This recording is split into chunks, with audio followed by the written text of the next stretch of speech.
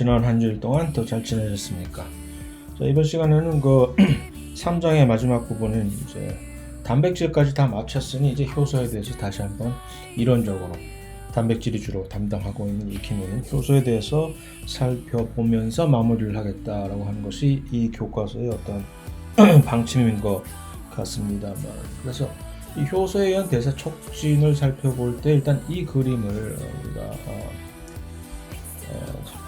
우리가 아니라 제가 가져왔습니다. 그래서 일단 지지난 시간에 이제 리피드와 이제 탄수화물을 했을 때 요 자유에너지 값이라고 하는 요 델타 G, 자유 에너지, 오늘 이제 델타 G 값이라고, 델타 G 값의 차이를 보는 것이죠. 자유 에너지라고 하는 거 깁스의 프리 에너지가 요 G라고 이제 표현이 되는 것이고, 이렇게 그것을 가지고 이제 어떤 반응이 자발적으로 일어날 것이냐 안 일어날 것이냐라고 하는 것을 이제 가늠할 수가 있다고 우리가 결론을 이제 그 이론적인 근거를 우리가 살펴봤지요. 그래서 이 경우에는 그러면 어떻습니까? 요 델타 G라고 하는 차이가 언제나 이제 델타 G의 차이가 음수값이면 음수값이면 반응은 자발적으로 일어나는 것이고, 이것이 혹시 만약에 양수값이 되면은 반응은 자발적으로 일어나지 못한다라고 하는 것이 그래서 이미 우리가 계산을 할 수가 있으니까 이것을 델타 G 값을 어떤 반응에서 물리화학적으로 계산할 수가 있으니까 일단 시작해 보기 전에 이 반응이 자발적이다 아니다라는 것은 충분히 예측할 수가 있다라고 얘기를 할 수가 있겠죠. 그래서 일단 여기서 그러면 델타 G 값이라는 얘기는 항상 어떻게 계산이 되느냐, 요 산물 프로덕트라고 하는 산물의 에너지 준위에서 처음에 시작하는 요 반응물 리액턴트의 전체 에너지, 그러니까 요 에너지 값은 여기서 이 G 값이라고 하는 이 자유 에너지 값은 요게 Y축에다가 여기다 설정을 하는 것이고, 요거는 반응이 어떤 방향으로 진행이 되느냐 하는 프로그레스가 이쪽으로 이렇게 X축에서 쭉 이것을 플랫을 한다고 하면은, 그러면 여기서 산물에서 이것을 에너지 값을 빼니까 이게 훨씬 더 작잖아요, 지금 여기서. 그러니까 이 반응은 델타 G 값이 지금 음수 값이 돼서 이거 자발적 반응이네 라고 할 수가 있는 것이죠. 그런데 문제는, 자, 이 자발적 반응이야, 이거 그러면 저절로 효소 같은 게 내가 왜 필요하단 말이야? 필요 없다는 얘기죠. 여기서 지금 이만큼의 값이 지금 요만큼의 차이가 요 델타 G라고 하는 값이잖아요. 그리고 이것이 이제 여기서 이것을 빼니까 음수값이 되는 것이고, 그런데 갑자기 이게 뭐야, 지금 여기서 뜬금없이 뭐 이상한 게 나오잖아요. 얘는 뭐니? 뭐 이상한 낙타등이 있지? 영어로 이것을 이제 험프라고도 얘기를 할 수 있는데, 험프, 낙타등이라고 해서, 이거 지금 여기서 돌을 굴리려고 하면, 그래서 예를 들어서 반응을 여기서 이 산 위에서 상정선에서 바위돌을 굴려서 여기 있는 이 김성환이를 죽여버리자라고 하려고 하는데, 얘가 지금 가로막고 있어서 올라갈 수가 없네. 이게 무엇이냐는 얘기죠. 이것을 액티베이션 에너지라고 하는데, 액티베이션 에너지가 활성화 에너지라고 할 수가 있는 것이죠. 활성화 에너지. 이 값이 이제 뭐라고 하나, 장애물이 돼가지고서, 장애물보다 훨씬 더 좋은 말이 있었는데, 그래서 이제 자발적인 반응이라 하더라도 이것이 니들 마음대로 이렇게 쉽사리 안 될 거라고 이제 하는 것이 이제 실제적인 현상이고, 그랬을 때 이것을 이제 그럼에도 불구하고 이것을 이제 넘겨줄 수 있는, 원활하게 마치 윤활유 구실을 해서 기름 좀 치면 될 거 아니야 하고 하는 것이 바로 요 효소의 기능이다 하는 것입니다. 들어가. 그래서 요 효소가, 엔자임이 있으면 요것이 어떻게 돼? 이렇게 낮아진다는 얘기죠, 이만큼. 그러면 이 정도는 내가 살짝 발로 탁 주면 이 정도는 굴러가지. 어린이 보호구역에 특히 그 자동차 할 때 뭐라 그러지? 과속 방지, 과속 방지턱 같은 것처럼 이렇게 좀 살살 하면 넘어갈 수가 있는. 자, 쓸데없이 잡소리가 길었나? 그래서 무슨 소리냐 하면은 효소는 이제 일단 효소에 대한 우리가 알고 있는 효소에서 흔히 우리가 잘못 알고 있는 것일 수도 있는 여러 가지 성질들 중에 아마도 이것이 가장 큰 효소는 특정 반응의 델타 G 값을 변화시킬 수 있다 없다 없다 뭔 소리야? 그러니까 델타 G 값이 이렇게 있다고 칩시다. 효소가 딱 있다고. 이거 지금 델타 G 값이 음수 값인 것이 아니라 양수 값인 이런 반응을 한번 설정을 해봅시다. 이렇게. 자, 지금 이거 안 되는 반응이야. 자발적으로 안 되지 이게. 이쪽이 훨씬 더 크잖아요. 델타 G는 지금 현재 음수 값이야. 그런데 효소라고 내가 있잖아 걱정하지 마. 그래서 효소가 와서 이것을 내가 가능하게 해줄게 하고서 이 반응을 효소가 들어가면 또 해서 이렇게 효소 뭐 아니다라는 얘기입니다. No way.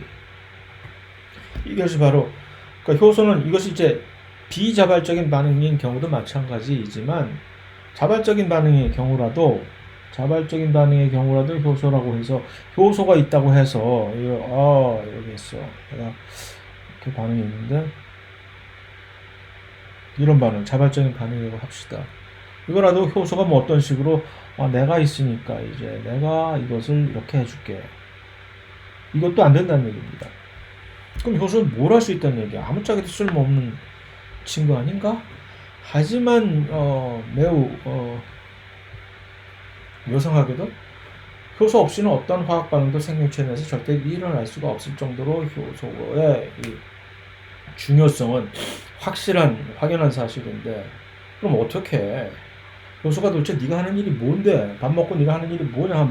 우리 한번 앉아서 진솔하게 한번 얘기를 한번 해보자 라는 것이 이제 이번 시간에 자 일단 두 가지라는 얘기입니다. 두 가지. 내가 할 수 있는 일은 이 두 가지야. 그래서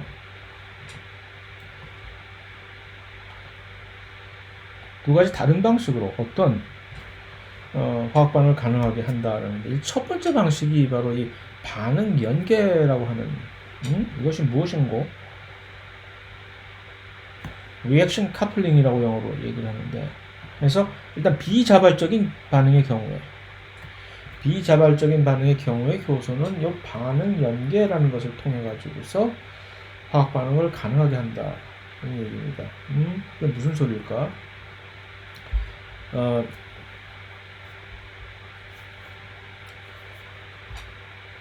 이걸 두 개를 마치 듀오처럼 짝을 지어주는 거죠. 그래서 원래 이 비자발적인 반응이야. 혼자서 일어날 수가 없는 반응이야. 어떡하지? 안 되겠네. 그럼 절대로. 근데 이 비자발적인 반응이라는 얘기는 주로 합성을 한다는 얘기 아닙니까? 이 생명체 내에서 그 어떤 것을 우리가 이미 그 전에 그걸 지금 봐온 거 아니에요. 단위체에서 중합체로 만들기 위해서 탄수화물도 이제 뭐 녹말이나 무슨 글리코겐 같은 그런 중합체를 만들고 지방의 경우도 이제 인지질 그래서 이제 합성을 하고 그다음에 여러 가지 지방산으로부터 합성을 하고 단백질 같은 경우는 아미노산에서 단백질을 합성하고 이런 모든 합성 경로 이것은 전부 비자발적인 반응으로서 동화 반응인데 이것이 세포 안에서 자발적으로 일어날 수가 없다면은 어떻게 하라고? 더더군다나 효소가 뭐 네 마음대로 이것을 바꿀 수 있는 것도 아니라며 어떻게? 자자자 이것을 가능한 자발적인 반응과 연계를 시킨다라는 얘기죠. 그래서 이게 뭐 어쩌라고? 이것을 두 개를 같이 동시에 이렇게 발생을 시키게 하면은 자발적인 반응에서 마구마구 쏟아지는 이 자유에너지들이 에너지가 방출이 되는 반응이잖아요. 자발적 반응은. 그래서 여기서 방출이 된 요 에너지를 살짝 전용을 해가지고서 횡령을 해서 요 비자발적인 반응에다 갖다가 이렇게 끼워넣는 그런 식으로 해서 전체적으로 보면 이게 감쪽같이 둘을 같이 동시에 짠 해버렸으니까 이 전체적으로 델타 G 값을 계산을 해봤더니 뭐 마이너스야. 둘 다 가능하다는 얘기지. 전체적으로 이렇게 할 수 있는 능력이 바로 효소가 하는 일이다 라는 얘기입니다. 그래서 이 그림에서 이렇게 딱 보듯이 두 개가 흔히 일어나는 반응인데 여기 화질이 왜 이 모양이냐 이거. 그래서 첫 번째 반응이 이 포도당 글루코스라고 하는 이 포도당에다가 인산기를 하나 붙여내는 이것이 우리가 음식물을 먹게 되면은 첫 번째 나중에 보게 되겠지만 해당 과정이라고 하는 요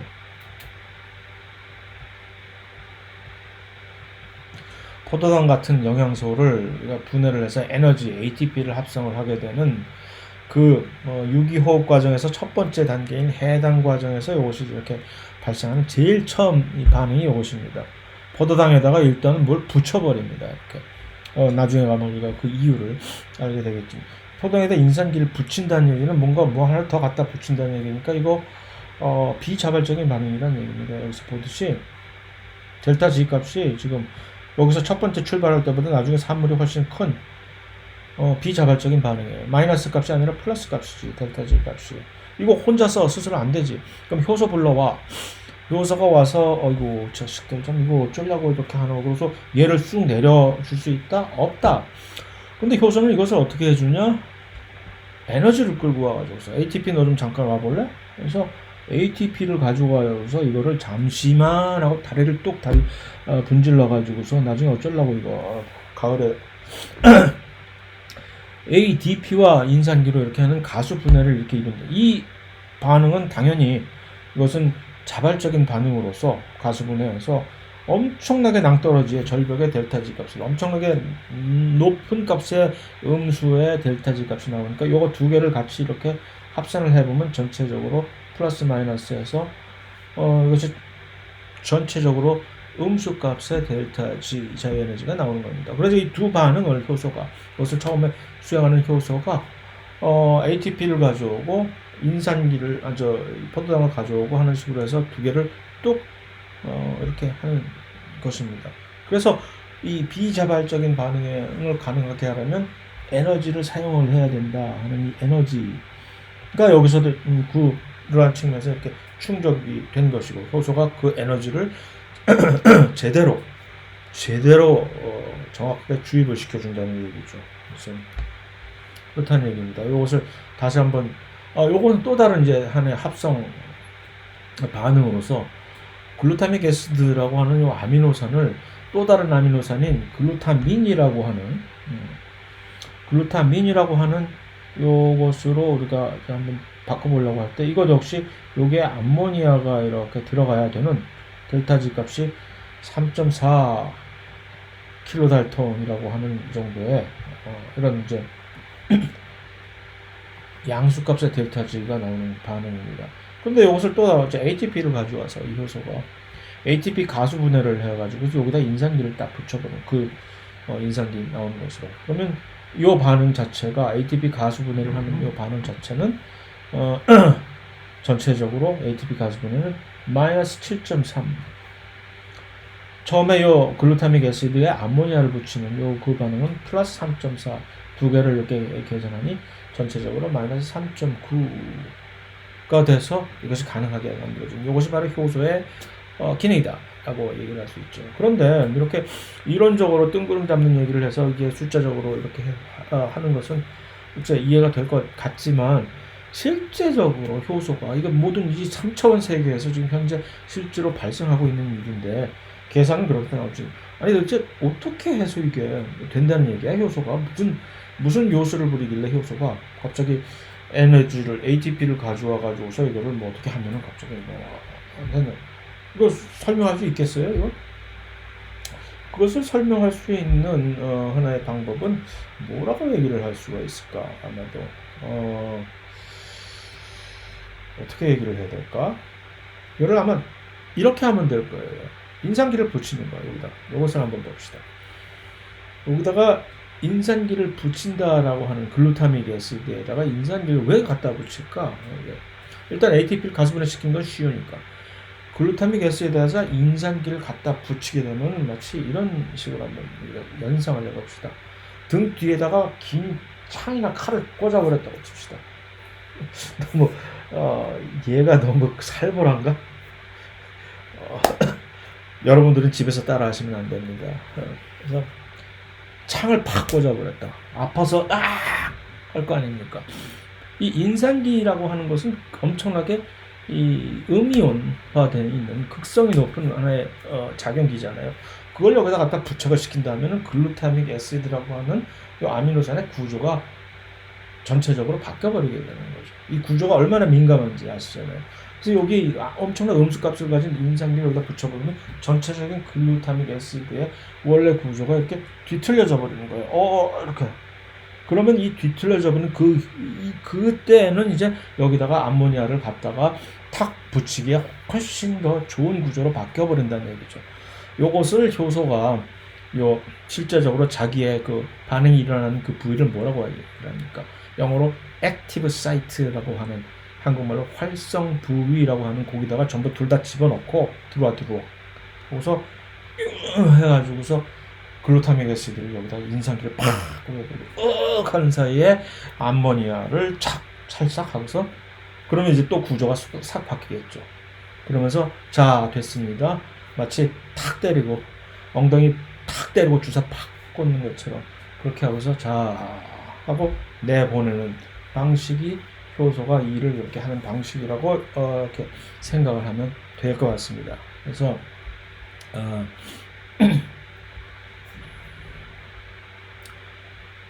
그러한 이 반응 연계를 위해서 이제 세포는 ATP를 많이 주로 이제 하나의 에너지원으로서 이렇게 사용을 하게 되는 물질이고, 그래서 ATP 가수 분해를 시키면 에너지가 엄청 이렇게 쫙 릴리즈가 되니까, 그래서 이제 ATP를 에너지원으로 사용을 하는 것인데, ATP의 특이한 점이 무엇이냐? 우리가 무엇이라고 얘기를 할 수 있냐면 일단 고에너지 인산결합이라. 고에너지 인산결합을 가지고 있다. 얘기는 뭐냐면 무조건 그 공유결합 안에 그 공유결합을 형성할 때 많은 에너지가 소용이 된다 하는 것은 그 에너지 준위가 높다라고 얘기하지만, 고에너지 인산결합은 반드시 꼭 그렇게 그런 것만은 아니고, 가수분해를 했을 때 얼마나 많은 양의 음수값의 델타지를 여기다 이제 기여를 할 수가 있느냐 라고 하는 그 반응에 따라서 이것이 고에너지 인산 결합이다, 아니다 또는. 그래서 그 인산기 결합들이 주로 그런 그 고에너지 인산 결합을 가지고 있게 되는 경우가 많기 때문에 그렇습니다. 그래서 딱 보면 인산기는 사실 이렇게 인산기가 3개가 있잖아요. ATP에. 고에너지 인산결합은 어디가 있느냐면은 사실 여기. 이것이 고에너지 인산결합 하나고, 또 하나는 고에너지 인산결합이 이것이고, 그래서 여기를 이렇게 ATP 가이즈브레처럼 여기를 잘라버리고 ADP로 놔버리게 하는 경우도 있고, 어떤 경우에는 그럴 게 아니라 여기를 직접 잘라버리고 여기를 뚝 끊어가지고서 이 두 개를 이렇게 오를 파이로파스페이트라고 얘기를 하는데, 그래 놓고 AMP를 만들어버리는 경우도 있고, 둘 다 가능해요. 이제. 그래서 그것이 이제 고에너지 인산 결합의 얘기인데, 그렇다면은 ATP는 왜 세포의 에너지 화폐 구실을 하기에 그렇게 적합한 물질이냐라고 이제 굳이 넣어내면 안 되는 거야 우리가? ATP 보면 물론 뭐 세균을 보든 심지어 바이러스를 보든 뭐든 전 우주적으로는 얘기를 제가 못하겠지만, 전 세계적으로, 전 지구적으로 봤을 때 살아있는 생명체에 대해서 모든 ATP가 단연 유일하게 그런 소위 말하는 에너지 화폐 구실을 해서 아주 간편하게 크레딧 카드 같은 것은 아니지만 크레딧 카드 안 받는 데 많으니까 현찰이 최고야 하면서 이 에너지의 현찰 구실을 하는 물질인데, 정말 ATP가 그러면 과연 왜 ATP여야만 하느냐? 모르겠어? 고에너지 인산결합을 딱 냈을 때 얘네들의 ATP를 다리를 분질렀을 때 그 에너지가 가장 많이 방출이 되니까 고에너지 들어는 봤나 고에너지 인산결합 라고 얘기를 할 수도 있겠는데 그거는 아닌 것 같아 라고 무슨 소리야. 자, 여기 이 그림을 보면 이것이 바로 여기 여러 가지 물질들이 있죠. 이제 요게 ATP의 위치가 이렇게 있습니다. 또 다른 여러 가지 물질들 P 파스포크레아틴이라고 하는 헬스장 가서 뭐 크레아틴 인산 그거 음료 마시는 분들 있을걸요. 이게 바로 그 파스포크레아틴. 여기가 뭐냐면 이쪽이 요 Y축이 요 델타 G 값이에요. 요것을 가수분해 했을 때 델타 G 값의 이 방출이 얼마나 되느냐 하는, 그러니까 이것이 높으면 높을수록, 이 값이 높으면 높을수록 그것이 고에너지 인산 결합이라는 얘기인데, ATP가 대빵인 줄 알았더니 얘는 이거 맞네? 아무것도 아닌 자식이 까불고 있었네. 여기에 포스포크라이틴이 얘보다 훨씬 더 높을 뿐더러 그 다음에 세포 안에는 뭐 1,3 비스파스포글리서레이트라고 하는 요거 이제 우리가 해당 과정에서 보면 나오는 이름이 나옵니다. 굳이 그것을 알아두라는 얘기는 아닙니다. 해당 과정에서 또 이 친구도 나옵니다. 맨 마지막 단계에서 이제 해당 과정의 마지막 단계에서 우리가 흔히 줄여서 이것을 PEP라고 부르는데 파스피놀 파이루베이트라고 해서 이 파스피놀 파이루베이트라고 하는 PEP는 해당 과정에서도 등장을 하긴 하지만 나중에 광합성에서도 우리가 이름을 또 한번 또 명함을 내리는 친구이기 때문에 어디서 들어는 본 것 같다 하고 저 정도로 이제 관심 정도는 약간 표명해 준다면 아마 PEP가 고마워할지도 모르지요.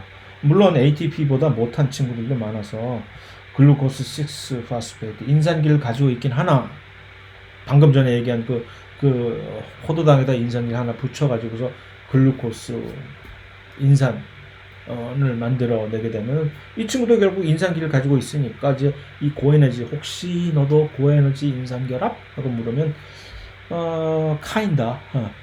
나도 가수분해하면 에너지를 방출을 할 수는 있으나 감히 제가 어디 ATP 형님과 되겠습니까? 결국 요는 뭡니까? 이 그림이 현재 이 그림이 보여주는 이것은 뭐냐 하면은 ATP가 그 고에너지 인산결합의 이 최고 끝판왕은 절대 아니다라는 얘기죠. 그렇다면 여기서 우리가 한번 해결을 하고 넘어가야 되겠네. 그럼 왜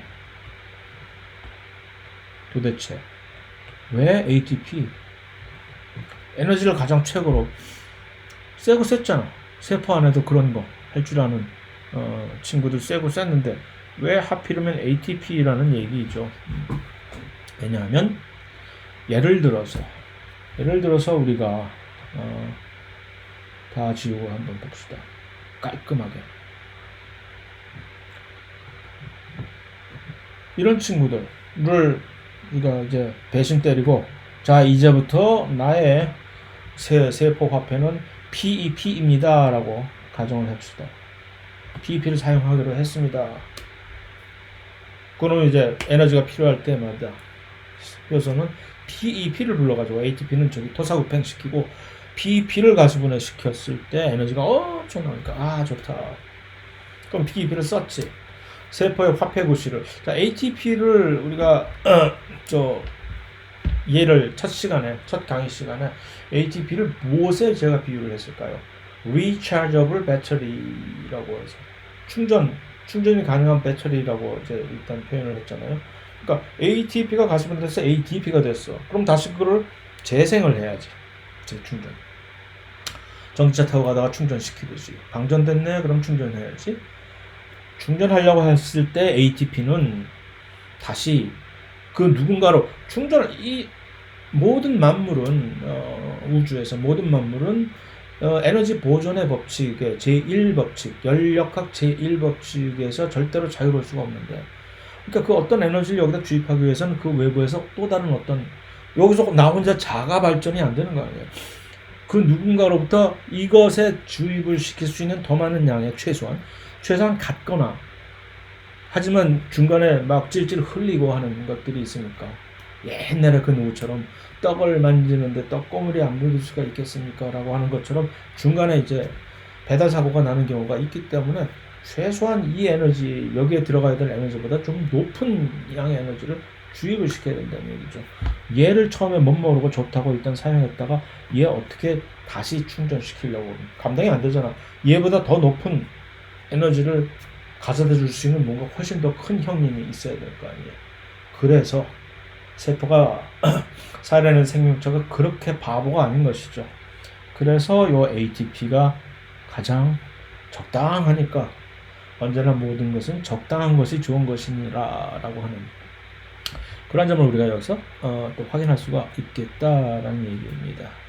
그래서 이제 효소에 의한 활성화 에너지 두 번째는 효소는 첫 번째는 그런 식으로 해서 이 반응 연계라고 하는 비자발적인 반응을 그보다 훨씬 더 많은 양의 음수값의 에너지를 방출해주는 자유에너지 방출해주는 그런 자발적 반응과 연계를 시키는 그런 반응 연계. 두 번째는 활성화 에너지를 감소시킨다는 요 측면. 요것은 어디에 해당이 되느냐 하면은 자발적인 반응의 소도. 그러니까 아까 경우에는 첫 번째 경우의 효소의 역할은 비자발적인 반응을 가능하게 만들어주는 아주 신박한 정말 이 인정인데 이건 뭐 자발적인 반응이니까 굳이 내가 효소 같은 거 없어도 될 것 같은 그런 느낌이 팍팍 오긴 하는데 그럼에도 불구하고 효소가 여기에서도 필요한 얘기는 아까 얘기는 그 낙타등이라는 것이 언제나 있기 때문에 그래서 효소의 또 한 가지 아주 중요한 기능은 바로 이 활성화 에너지를 현저하게 완전히 없애버릴 수는 없으나 현저하게 낮춰주기 때문에 그렇다라고 하는 얘기입니다. 그래서 이 반응 물질들이 왜 아까 그 낙타등 같은 것이 있느냐 하는 얘기냐면 이 전이 상태라고 하는 희한한 반응이 이렇게 딱 있을 때 빨간색은 곤란하다. 그래서 또 어떤 반응이 일어나려고 할 때 이렇게 낙타등이라고 하는 이것이 생기는 이유는 요 반응. 여기가 어떤 상태이냐, 요 상태가. 요 상태를 우리는 전이 상태라고 얘기를 합니다. Transition state. Transition state. 이게 뭐냐면은 반응이 시작되기 위해서 준비 과정, 준비 운동을 하는데 걸리는 실제적으로 생각해봅시다. 이것을 전이 상태가 도대체 무엇이냐? 모든 이 화학 반응은 효소의 활성 부위에서 일어납니다. 그럼 기질들을 반응에 참여하겠다고 지금 저여져야 하는 이 기질들을 들어와 해서 활성 부위에다가 효소의 그 반응 특이성이란 것은 무엇입니까? 반응 특이성. 나는 너만을 인식하고 너만은 물질을 또 다른 물질을 바꿔줄 수 있는 아주 특별한 일을 내가 해줄 수 있어. 그러니까 나는 너의 전담 코치야. 그것이 바로 효소의 어떤 성질이라고 얘기할 수가 있는데 그러니까 그런 어떤 기질과 효소 간의 특별한 관계가 있는 이유는 구조적인 문제죠. 특이성이라는 얘기는 구조적 특이성. 활성 부의 구조에 마치 열쇠가 열쇠 고리에 딱 맞아 떨어지듯이 그 구조가 서로 딱 맞아 떨어진다는 얘기입니다. 그렇죠. 그런데 실제적으로는 이렇게 딱 맞아 떨어져서 딱 들어오긴 했는데 이 상태에서 반응을 일으키게 하기 위해서는 일단 이론적으로 얘기를 합시다. 그 전이 상태가 무엇이냐면은 전이 상태 A와 B가 있습니다. 그것을 C와 D로 만드는 것이 이제 하나의 예로 화학 반응에서 그러면 A와 B를 C와 D로 만들기 위해서는 이 화학 결합을 이미 기존에 이루고 있던 이 화학 결합들을 전부 공유 결합이겠죠. 거기 때문에 이 화학 결합을 일단 파괴시키고 그 다음에 다시 재결합, 새로운 결합을 지금 세술은 세부대 하면서 이것이 바로 일종의 효소가 수행하는 반응이 아니겠습니까? 그러면 화학결합을 처음에 이것을 파괴시키는데 그냥 쉽게 되는 것이 아니라 기존에 그러기 위해서는 뭔가 뜸을 들여야 된다는 얘기죠. 이 분자들을 제대로 훨씬 그것들을 반응을 하게끔 그래 나 지금 부러져야 돼 내 반응 할 때 처음에 들어가는 그 에너지, 그것을 이제 전이 상태라고 하면서, 그것을 좀 더 구조적인 물리적인 측면에서 본다면은 구조적으로 훨씬 이 기질들을 훨씬 더 이 활성부에 더 맞게끔, 훨씬 더 딱 맞게끔 해야 그제서야 서로 간의 반응이 딱 일어나는 건데, 그렇게 들어가는 데 드는 뭔가의 구조적인 변형입니다. 그래서 팔을 비트는 거지. 그래서 비틀지 마 하다가 이렇게 하는 그러한 데 들어가는 힘 또는 에너지가 전이 상태라고 얘기를 할 수가 있고, 그것에 들어가는 전이 상태로 들어가는데, 전이 상태를 이루기 위해서 뭐 이렇게 버벅거리냐, 버벅거리면 마음에 안 들어, 버벅거리지 마. 그래서 요 자발적 반응이라 하더라도 이 무작위적인 충돌에 의해서 반응물을 전이 상태로 변화시키려면 이대로 효소가 없이는 아주 오랜 시간이 필요한 것이죠. 가만히 내버려 두면 이것이 얼마나 걸릴까요? 엄청 오래 걸립니다. 예를 들어서 이 해당 과정에서 나오는, 해당 과정의 가장 그 기본적인 우리가 설정을 했을 때 해당 과정이 무슨 일이냐 하면은 포도당이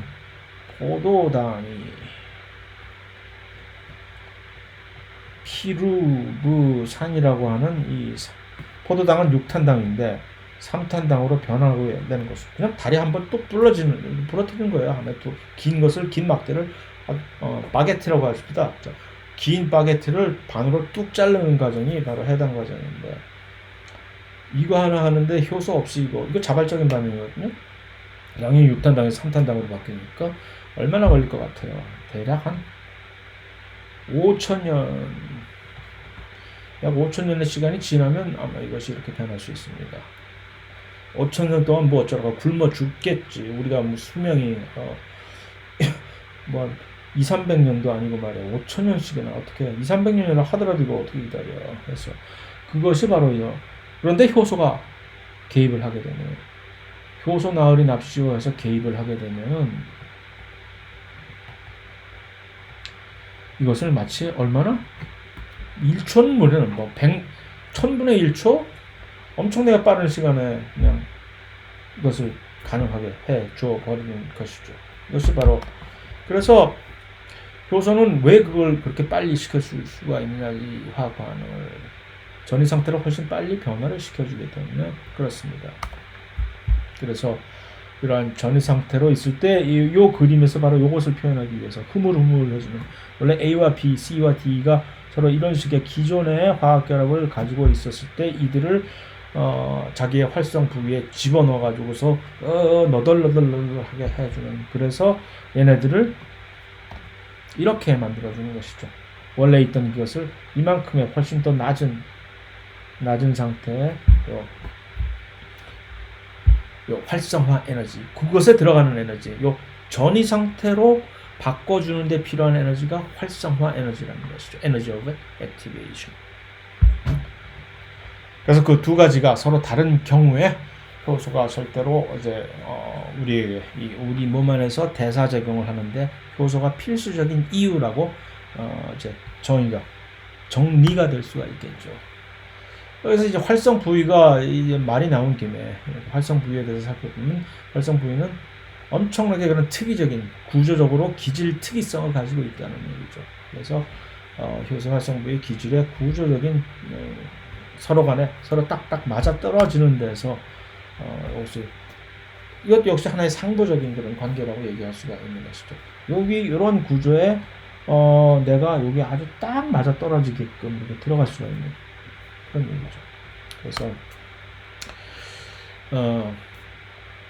실제적인 예로 포도당과 과당이 이렇게 만나면 설탕이잖아요. 그렇죠? 설탕이 이렇게 딱 있을 때 기질에 이렇게 그 하나의 기질로서 효소의 활성 부위에 이렇게 딱 결합이 되면 이게 착 안착이 되면서 여기서 이 반응이 그 둘을 연결을 시켜주고 있었던 그 반응, 결합 이름이 뭐였죠? 글리코시드 결합이 여기서 똑 떨어질 수 있게끔 되는 것이죠. 이거 뭐죠? 자발적인 반응이죠. 자발적인 반응임에도 불구하고 이것을 수행을 해 줘야 되는 효소가 있어야만 된다는 얘기죠. 자, 그런데 반응이 끝나면 얘네들은 왜 이렇게 방출이 되는 것일까? 왜? 방출, 왜? 왜? 몰라? 더 이상 이들은 원래 이렇게 있었던 것은 더 이상 이들은 구조적으로 활성 부위와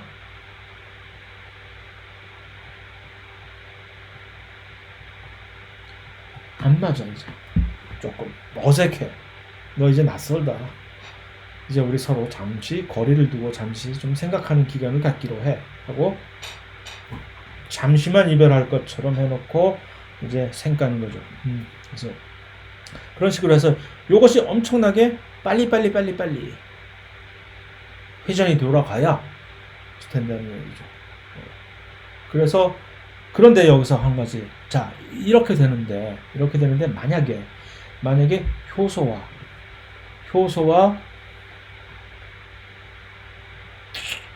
자꾸 여기서 바꿀 때 헷갈려. 효소와 기질의 요 서로 간의 이 반응, 결합력이 만약에 공유결합이었다면 어땠을까?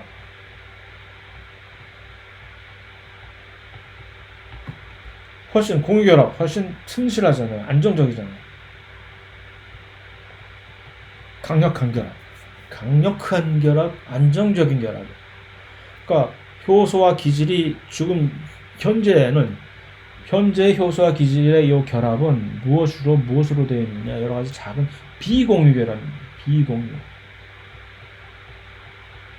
약해요, 결합이. 예를 들어서 반데르발스 결합이라든가 무슨 수소, 이온 그런 것들이 서로 막 조화가 이루어져가지고 이렇게 되는데, 만약에 이런 안정적인 공유 결합을 사용했다면은 이 효소와 기질 간의 이 반응이 훨씬 더 안정적으로 수행되어 있지 않았을까?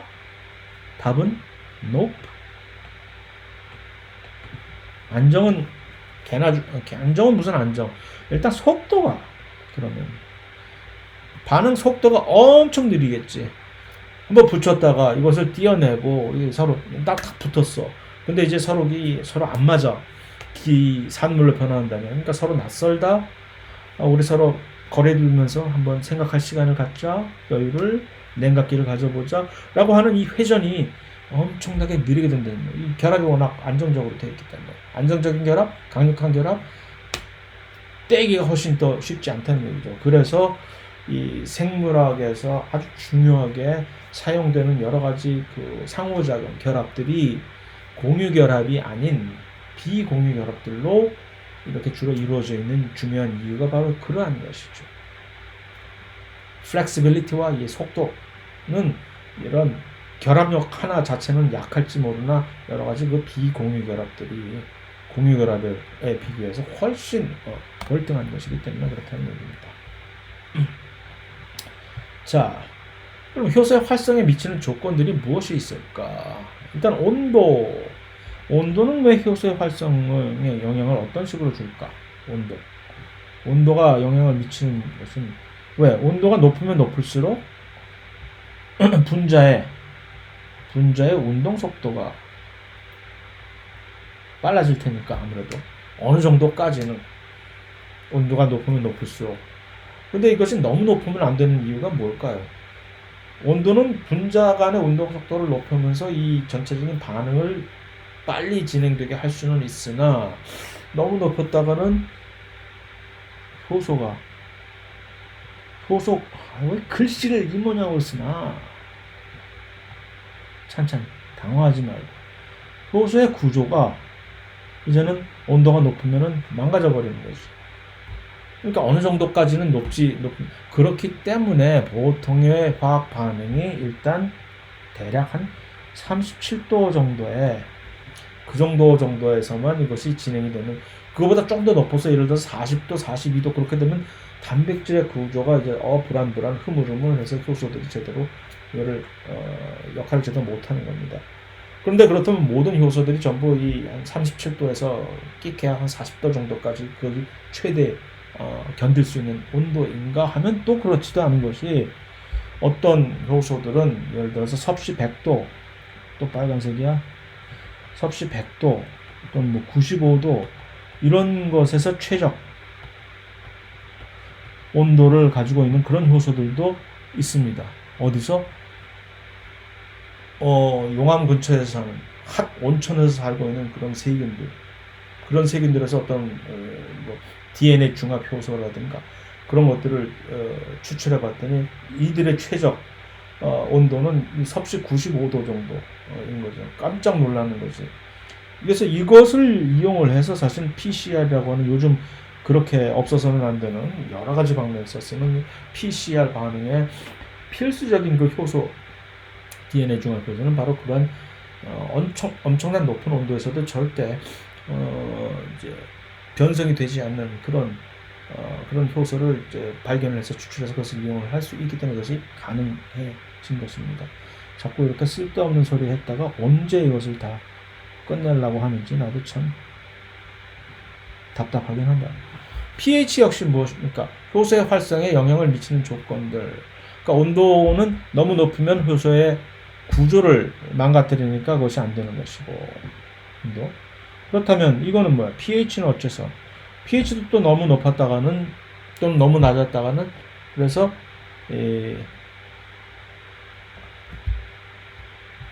이거 먼저 해야 되겠다. 잠깐. 그래서 온도가 높을수록 분자 온도 내가 높아지고, 그래서 어떤 온도에 따라서 어떤 자기의 최적 그 영역이 있다라는 얘기를 얼핏 한 것이고, 그럼 pH는 무엇이냐?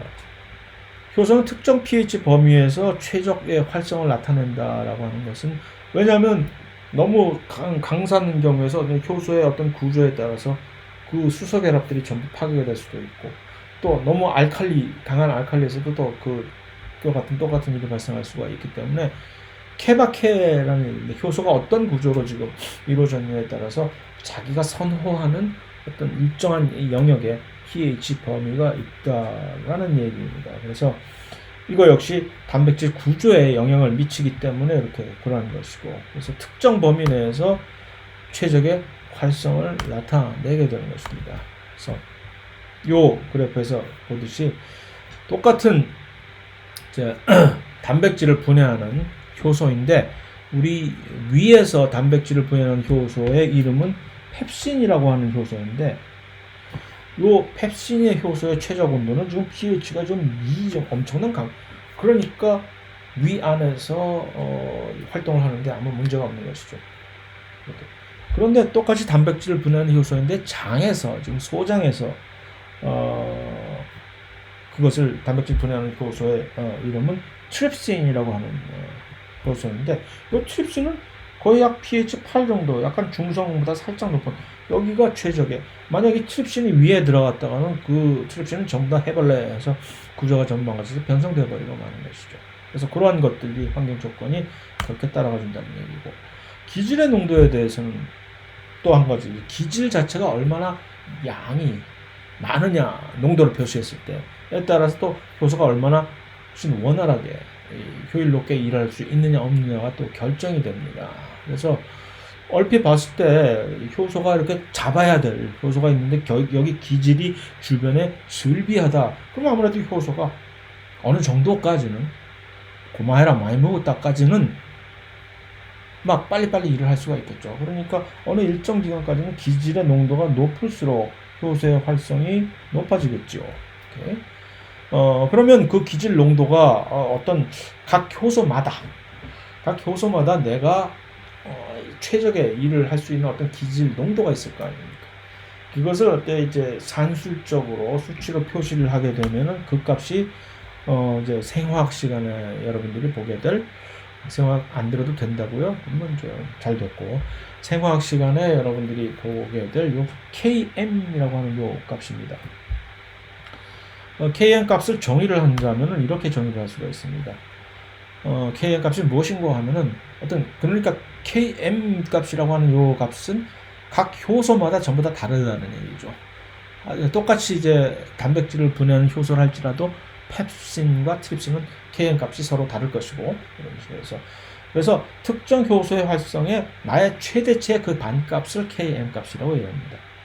그래서 내가 어느 정도 일을 100% 할 수 있을 때에 그 반만큼의 능력을 발휘를 할 수 있을 때의 기질 농도가 이 정도면 내가 최대로 발휘할 수 있는 능력의 반밖에 발휘 못한다라고 하는 그 값이죠. 그것이 바로 Km 값으로서 이거를 이제 그래프로 표시를 하게 되면 이렇게 표시를 할 수가 있겠죠. 이쪽 X축에다가 이 농도, 기질의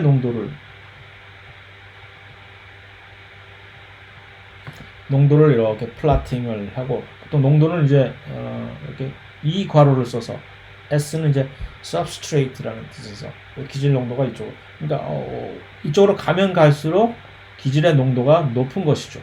오케이? 여기는 작은 양의 기질 농도, 여기는 큰 양의 기질 농도. 그랬을 때 이쪽은 Y축은 뭐냐면 바로 효소의 활성입니다. 그랬을 때 이것이 이제 Y축이 높으면 높을수록 효소의 활성이 높아진다는 얘기인데, 요 V라고 했을 때 보통 활성은 뭐로 표시를 합니까? 속도로 표시할 거 아니에요. 단위 시간 내에 얼마나 많은 양의 기질을 처리한다라고 하는 게 속도로 그 효소의 능력, 활성이 표시가 되는 것이기 때문에 보통 V라고 velocity라고 하는 것을 이제 표현을 하는 V로 표시가 되는데, 여기서 V의 max라니까 나의 최대치라는 것이죠. 어떤 특정 효소의 최대 활성도는 자기의 어떤 능력의 한계치가 있을 거 아닙니까? 그러면 이 단백질이 요게 무엇이냐라고 하면은, 요건 뭡니까? 엔자임 캐탈라이즈드 리액션, 효소의 활성에 의해서 수행되는 그런 반응은 이런 식으로 기질의 농도를 어느 정도 높여가다가 어느 순간까지 가면 이제 최대치에 도달하는 거죠. 더 이상 아무리 기질의 농도를 높여도 그 이상만큼은 이제 반응을 못하는 거죠. 여기가 바로 그 고마헤라마의 무엇다 포인트가 되는 것이고, 그것에 이 최대치 값의 그 반값이 반절, 이것이 바로 이제 그 반값인데, 그 반값을 이루어지는 또 여기서 만나는 접점, 효소의 기질의 농도, 이것이 바로 Km 값으로 표시가 되는 것입니다. 그래서 다시 한번 정리하면 Km 값이란 어떤 특정 효소의 최대치, 특정 효소 효율의 최대치의 반, 그러니까 50%의 활성을 발휘할 수 있을 때의 그 기질 농도가 바로 Km 값이 되는 것이죠. 자, 만약에 이 반응 자체를 효소가 없이 그냥 반응시켰다면 이런 식의 갑자기 쭉 올라갔다가 어느 정도 되는 이런 반응이 되는 것이 아니라, 그 반응은 그냥 단순히 산술적으로 기질의 농도를 높이면 그냥 그대로 따라서 이렇게 산술 급수적으로 증가할 뿐이도, 물론 그 증가하는 속도 자체는 엄청 효소가 있을 때보다 훨씬 낮아질 테니까. 자, 그래서 그러면 Km 값을 이제 이용을 해서 각 효소가 얼마나 일을 잘하는 효소인지 아닌지를 우리는 분간할 수가 있다는 얘기죠. 어떤 특정 효소가 이 Km 값이 이제 낮으면 낮을수록 그 효소는 일을 엄청 잘하는 효소라는 얘기죠. Km 값이 높으면 높을수록 엄청나게 많이 갖다 이제 기질을 많이 갖다 때려 주어야 비로소 조금 일을 좀 하는 듯 많은 둥 하는.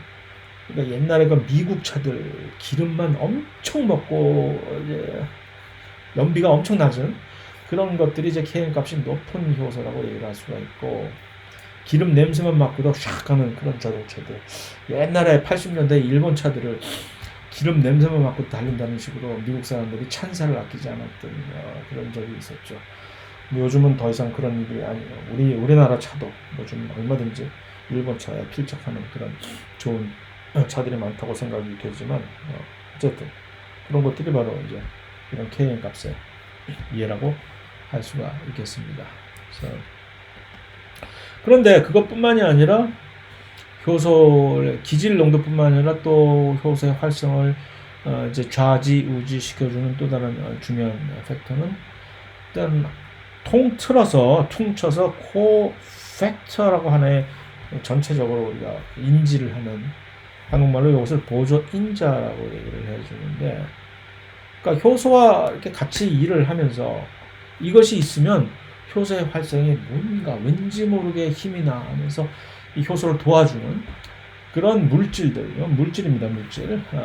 이 반응에 참여하는 어떤 기질은 절대 아니고, 그러니까 효소도 절대 반응에 참여하고, 그러니까 효소가 아무리 많이 반응을 수행을 했다 하더라도 효소가 갑자기 그 양이 줄어드는 건 아니잖아요. 그러니까 효소는 절대로 그 반응에 어떤 소비되는, 컨슘되지 않고, 그냥 반응의 속도만을 높이는데 그런 매개자 역할을 할 뿐인데, 보조인자 역시 비슷한 역할을 이제 해주면서, 나는 아니지만, 내가 직접 이것을 하는 당사자는 아니지만 이 효소를 뒤에서 이렇게 도와주는 숨은 조력자라고나 할까. 그래서 이 코팩터는 주로 누구냐? 세상에 많은 뭐 단백질일 수도 있고, 뭐 비타민일 수도 있고, 그다음에 심지어는 이런 여러 가지 이온들일 수도 있고, 그래서 엄청난 것들이 코팩터로 작용을 하는데, 도우미들만 있는 거 아니야. 세상 일이 그렇잖아요. 천사와 악마가 동시에 같이 존재를 하듯이, 그런 보조인자로서 이렇게 도우미들만 있는 것이 아니라 이렇게 억제자들도 있는 것이죠. 그 보조인자 중에서는. 그래서 그런 억제자들만을 이렇게 놓고 살펴봤을 때 그 억제자들이 일을 수행을 하는 방식이 크게 두 가지 방식으로 나눌 수가 있습니다. 하나는 경쟁적인 억제자라고 해서 누구와 경쟁하는 거야? 좀 이따 보겠지만. 그다음 또 하나는 비경쟁적 억제자의 두 가지 종류가 있는데, 경쟁적 억제자라니 competitive inhibitor라고 하는 이 경쟁적 억제자들은 뭐냐면은 누구와 경쟁을 하냐면 기질과 경쟁을 합니다. 왜 이들이 기질과 경쟁을 하게 될까요? 이것을 할 수 있는 능력이 있으니까. 결국은 활성 부위의 결합을 할 수 있다는 얘기는 이들의 경쟁적 억제자들의 구조가 기질과 흡사하다고 얘기를 할 수가 있겠죠. 비슷합니다. 그러니까 효소의 입장에서 누가 누군지 잘 분간을 못하는 거죠. 경쟁적 억제자가 왔는데도 기질인 줄 알고 왔나 하고 딱 받아들이는 거지. 그러면 마구 지금 효소의 활성 부위에 결합을 하려고 막 폼을 잡던 기질은 닭 쫓던 개가 되어서 뭐야 이거 이렇게 되면, 그럼 아무래도 반응 속도가 이들 때문에 아무래도 훨씬 더 느려지게 되는 것이죠. 그것이 이제 경쟁적 억제자인데, 그럼 경쟁적 억제자들은 무엇이냐? 사실 문제가 그다지 간단하지 않아요. 아니 뭐 이렇게 심각하지 않아요. 경쟁적 억제자들이 이제 존재를 한다라는 것을 아는 한, 그럼 이들을 어떻게 퇴치하지?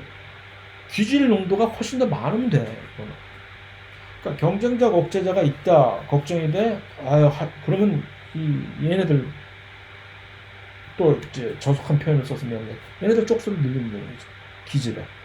그러면 아무래도 상대적으로 효소에 있어서, 하나의 효소에 있어서 확률 게임이니까, 그죠? 하나의 효소에 있어서 엄청나게 효소의 농도가 높다면, 기질의 농도가 높다면, 경쟁적 억제자들이 있다 하더라도 내가 뭔가 무작위로 뭘 왔을 때 이것이 제대로 된 기질일 확률과 그것이 어쩌다 운 나쁘게 이 경쟁적 억제자가 걸릴 확률이 차이가 엄청나게 나겠죠.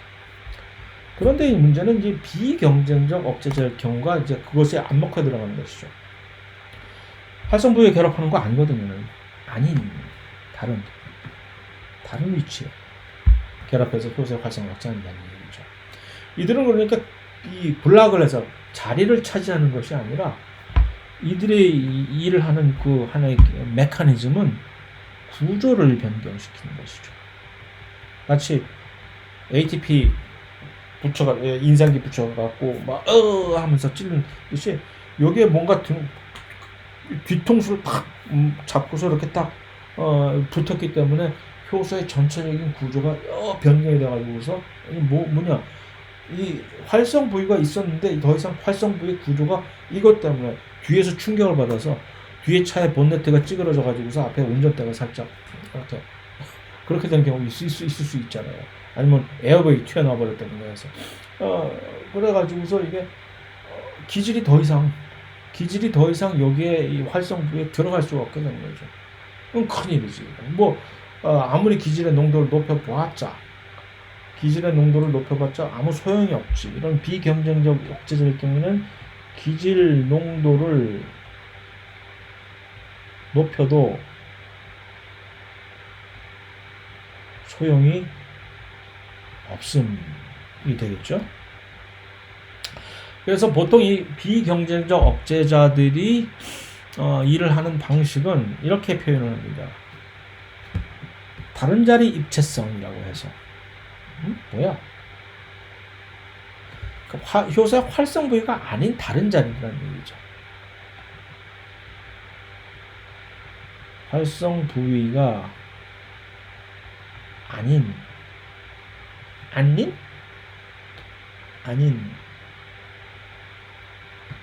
다른, 글쎄 자꾸 이렇게 짜증나게, 다른 위치라는 얘기죠. 다른 효소의 위치에 결합을 해가지고서 그림으로 보면 훨씬 언제나 더 쉽죠. 기질이 좀, 자, 이제 아무런 억제자들이 없을 때 얘기입니다. 이네비트들이. 그럼 요 구조에 딱 맞는 이 기질은 여기에 찰싹 붙어가지고서 이루. 그런데 요 경쟁적인 억제자가 있을 경우에는, 그러니까 이 기질과 모든 면에서 모습이 흡사할 필요도 없는 거예요. 활성부의 어느 일부분만 이렇게 차지할 수 있는 이런 모습만 가지고 있어도 이미 자리를 뚝 차지하고 앉아 있어서 마치 자기가 주인인 양 행세를 하게 되면은 이 기질이 이제 결합을 못하게 되는 거죠. 그런데 이거는 이제 비경쟁적인 다른 자리 입체성, allosteroic, 다른 자리 입체성 비경쟁적 억제자의 경우는 여기에다가 철석 붙어가지고서 요 기질의 모양이 이렇게 바뀌어 버렸어. 그러면 더 이상 얘가 이거를 인식을 못하고 결합이 안 되는 거죠. 이것을 이제 아까 그 그래프 상에서 표현을 하게 되면은 이렇게 우리가 서로 간에 구분을 할 수가 있습니다. 이것은 지금 전혀 억제가 되지 않았던, 그러니까 쭉 가다가 어느 순간 최대치에 오르면 이제 끝하게 되는 이러한 경우이고, 그런데 여기에 억제자가 있는데 만약에 요 경쟁적인 competitive inhibitor, 경쟁적인 억제가 있을 경우는 어떻게 될까요? 경쟁적인 억제자는 무엇을 변화시키느냐 하면은 효소의 바로 이 Km 값이 변화하게 됩니다. 어떻게? Km 값이 높아지게 된다는 얘기죠. 이게 무슨 얘기냐? 경쟁적인 억제자가 있을 때는 효소가 갑자기 효율이 자기가 50%의 능력을 발휘할 수 있게 되는 그때에 그 기질이 필요한 그 기질의 농도가 훨씬 더 높아야 된다는 얘기죠. 그럼 Km 값이 훨씬 더 높아지겠죠. 이것이 경쟁적인 경쟁적 억제자예요. 그러나 뭐냐? 어느 순간에 가면 조금 느리긴 하지만 최대한 요 Bmax 값, 효소 자체가 어떤 특정 효소가 일을 이룰 수 있는 가장 최대치인 Bmax 값은 변화 없죠. 좀 느리긴 하나 최대한 내가 발휘할 수 있는 최대치는 언제나 뭐 어느 정도 기질의 농도가 이제 높게 조금 더 높아지면은 도달할 수 있다는 얘기니까. 그것이 이제 경쟁적인 억제자가 있었을 경우에 사안인데, 비경쟁적인 억제자일 경우에는 이것이 조금 얘기가 달라지는 거죠. 그래서 이 비경쟁적인 억제자일 경우에는 Km 값은 변화가 없어요. 이거 똑같아. Km 값 변화 없음. 그러나 무엇이 확 떨어집니까? 아무리 무슨 짓을 해도 아무리 기질 농도를 높여도 내가 이제 침해가 된 나의 전체적인 최대 능력은 이미 훨씬 더 팍 떨어질 수밖에 없는 것이죠. 그래서 Vmax 값은 감소를 하게 되는 것이 바로 이 경쟁적 억제자와 비경쟁적 억제자들의 이런 차이가 되는 것입니다. 그래서 이 다른 자리 입체성 조절자라고 하는 것은 이제 아까 그 비경쟁적 억제자의 이 메커니즘에서 우리가 이제 그 어떻게 얘네들이 일을 하는구나라는 것을 이제 배우게 됐는데, 문제는 그러니까 이런 식으로 좀 더 포괄적으로 이렇게 바라봤을 때 활성 부위가 아닌 다른 효소의 다른 부위에 작용을 해가지고서 활성을 조절하는 전체적인 모든 물질들을 이제 통틀어서 이러한 다른 자리 입체성 조절자 allosteric regulator라고 합니다. 굳이 그러니까 여기는 뭔가 둘 다 포함이 되는 인히비터와 그 다음에 심지어 액티베이터까지도 포함이 되는 것입니다. 둘 다 포함. 다른 자리 입체성 조절자는 단순히 어떤 저해제에만 있는 것이 아니라 어떤 경우에는 같은 방식으로 다른 자리 입체성 조절자의 방식을 통해서 그 효소의 활성을 훨씬 더 높여주는 그런 경우도 있다는 얘기입니다. 그래서 이 액티베이터와 이니비터가 있을 수가 있다는 얘기입니다. 그래서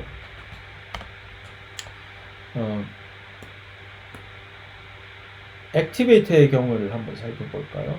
그랬을 때 물론 이 경우는 이 경우뿐만이 아니라 이 경우는 지금 4개의 소단위체가 하나, 둘, 셋, 4개의 소단위체가 같이 일을 하는 경우를 얘기하지만, 이렇지 않더라도 혼자서 솔로로 일하는 효소의 경우도 얼마든지 비슷한 방식으로 다른 자리 입체성 조절자가 이렇게 활성, 이제 촉진제 또는 저해제로 작용을 할 수가 있다라는 점을 일단 뭐 염두에 두시고, 그래서 이게 무엇이냐 하면은 여기 딱 이렇게 이러한 경우를 봤을 때 4개의 서로 다른 소단위체가 이루어서 하나의, 그러니까 각각의 활성 부위를 따지면 활성 부위 1, 활성 부위 2, 활성 부위 3, 4 이렇게 4개의 활성 부위가 있는데, 그 활성 부위 자체 구조가 아직 좀 약간 불안불안한 거죠. 이렇게. 그래서 기질들이 여기 제대로 차고 들어갈 때 조금 약간 뭔가 찜찜해. 그런데 여기에 다른 자리 입체성 조절 작용을 하는 요 액티베이터가 요 중간에 요 사이에 틈새에 이렇게 끼어 들어갔어요. 그럼으로 인해서 요 자체 이 활성 부위의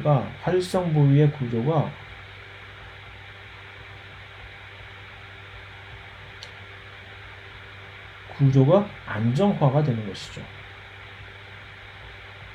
4개의 활성 부위가 전부 다. 그러면 이제 이렇게 좋아지는 거죠. 그러니까 그 활성 부위 구조가 제대로 안정화가 됐다 안 됐다, 사실은 이것이 이런 식으로 평형 상태를 이룰 수가 있거든요. 균형을. 근데 그 균형을 반대쪽으로 나쁜 쪽으로 깨져버리게 하는 아주 악당도 있을 수가 있다는 얘기죠. 이 액티베이터가 들어가면은 그것을 안정화시켜 주지만, 그 반대로 여기에 저해자가 여기 들어가면 이 구조 자체가 완전히 더 이상 되돌릴 수 없다고는 얘기는 못 하겠지만, 이렇게 여기를 완전히 막아버리게 돼서 이 기질들이 제대로 이제 도저히 들어갈 수가 없는 그런 경우가. 그래서 이 다른 자리 입체성 조절자의 이제 촉진제와 억제제의 두 가지의 방식의 기능이 이런 식으로 그림으로 우리가 이해가 될 수가 있다고 얘기를 할 수가 있겠죠. 또 한 가지 이제 효소의 경우에서 그와 비슷하게 이 방식의 일을 수행해주는 어떤 협동성이라고 하는 현상이 있는데, cooperativity라고 해서 협동성. 이것은 뭐냐 하면은 항상 언제나 협동성은 이 소단위체가 2개 이상 일 때만이 관찰될 수가 있습니다. 그랬을 때 마치 그 다른 자리 입체성 조절자가 역할을 하는 것처럼 효소의 활성 부위가 아닌 다른 위치에 이 어떤 물질이 딱 들어가서 이 구조적인 안정화를 꾀해주는 것인데, 그런데 여기서 틀린 점은 다른 자리 입체성 조절 물질이 아닌 기질 그 자체가, 협동성의 경우는 이 기질 그 자체가 일을 해주는 것이 틀린 것이죠.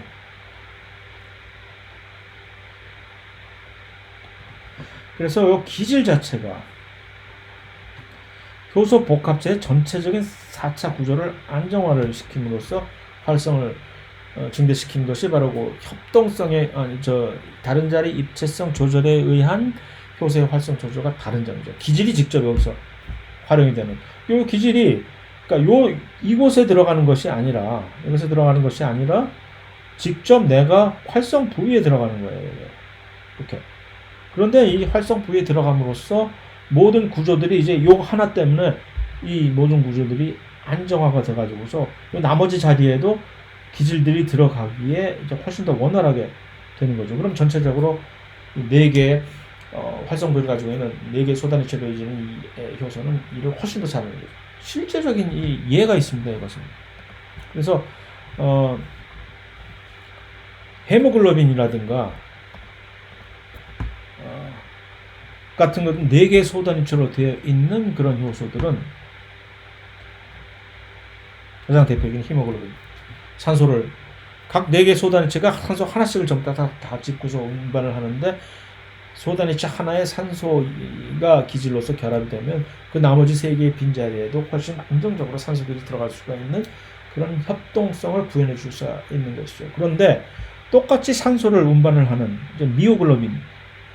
미오글로빈은 근육 같은 데서 이제 근육과 혈액 같은 데서 산소를 혈액이 아니고 근육 같은 데서 산소를 운반을 해주는 그런 이 효소거든요. 헤모글로빈과 구조는 거의 흡사한데 다만 이것은 하나의 소단위체로 이루어져 있는, 아마도 미오글로빈에서 헤모글로빈이 나중에 진화했으리라고 우리가 이렇게 생각을 하고 있는데, 그래서 이것이 헤모글로빈과 미오글로빈의 차이입니다. 4개의 소단위체로 색깔로 구분이 되잖아요. 되어 있는 히모글로빈과 단 하나의 소단위체로 구성이 되어 있는 요 미오글로빈. 그래서 그들 사이에는 이런 식으로 협동성이 되고 안 되고의 차이가 생기게 되는 것이죠. 대먹임 억제라고 하는 것은 뭐냐면은 대사 경로에서 발견이 되는 현상입니다. 대사 경로란 마치 공장에서 컨베이어 벨트에서 이제 마치 효소들이 거기서 일하는 노동자들이라고 생각하면서 순차적으로 여기서 물질 하나가 B로 이렇게 잠시 임시 물질로 인터미디에이트로 이제 변환이 되고 그것을 또 이제 또 다른 중간 물질로 변환하고 하는 식으로 최종 산물이 이루어지기 전까지 여러 개의 효소들이 하나의 일련의 시퀀스로 딱 순서대로 배열이 되어 가지고서 순차적으로 일을 하게 되는 그런 것을 우리는 대사 경로라고 하는데, 대부분의 많은 경우에 그 반응이 대사 경로로 이루어진 경우가 많죠. 그랬을 때요 되먹임 억제라는 현상이 잘 발견이 되는데, 이것이 뭐냐면은 최종 산물이 내가 갑자기 돌아서 등에 칼을 꼽는 거예요. 칼 얘기가 많이 나오네요. 초기 단계에 있는 효소의 활성을 억제를 시켜버리는 거죠. 이거 왜 이러는 걸까요? 이렇게 함으로써 일종의 이거 역시 또 하나의 고마해라 많이 먹었다의 방식으로서 경제적으로 이 대사 경로의 효율을 조절을 시키는 거죠. 효소 3개가 이렇게 일을 하고 있는 하나의 대사 경로를 한번 상정을 해 봅시다. 그래서 최종 산물을 딱 왔는데 이것이 계속 쌓이게 되면은 이 효소 1, 2, 3들이 눈이 있기를 해 서로 무전기로 연락을 하긴 합니까? 모르잖아요. 그랬을 때 이것을 원활하게 통제를 할 수 있는 이것들이 쌓이게 되면은 이제 좀 그만하지, 잠깐 쉬었다가 하지 최소한. 그랬을 때 이것을 구현할 수 있는 방법이 이 최종 산물이 예를 들어서 제일 첫 번째 있는 효소로 가서 여기에 활성 부위가 아닌 마치 다른 자리 입체성 조절을 이렇게 해주는 거죠. 그러면 어떻게 될까요? 그러면 이 기질이 최초의 기질 자체는 이제 더 이상 여기에 결합을 못하게 돼서 여기서 중간에 스탑이 되게 처음에 반응이 스탑이 되어버리게 되니까 잠시 이제 최소한 휴업이 되겠죠. 그러다가 이제 이 산물이 떨어지게 되면 이것이 이제 농도가 적어지니까 이제 떨어져 나갈 수가 있게 돼서 다시 재활성화되고 하는 식으로 이걸 반응을 이렇게 하게 되는 것입니다. 그래서 일종의 이런 것을 그러니까 영어로 feedback inhibition이라고 얘기를 하는데 그러면 이런 식으로 피드백 이니비션만 언제나 가지고 있느냐 하는 것은 아니고 심지어 어떤 경우에는 최종 산물이 가서 훨씬 더 일을 더 빨리 하라고 당근질을 해서 훨씬 더 일을 활성화시키는 그런 경우도 이제 존재를 하게 됩니다. 자, 요것이 이제 여기까지를 이후에 이제 교과서에 나오는 뭐 단백질과 효소를 위해서 아스피린의 작용 원리에 대해서 나오는 일종의 사례로서 이해가 나오는데 시간 관계상 괜히 그거 쓸데없이 할 필요 없이 여기까지 하면은 이제 효소에 대해서 대충 정리가 되니까 그것은 이제 생략을 하도록 하겠습니다. 그래서 여기까지가 3장까지의 내용이 되고 이제 다음 시간에 연이어서 이제 새로운 세포에 관한 4장의 내용을 계속해서 들어가도록 하겠습니다.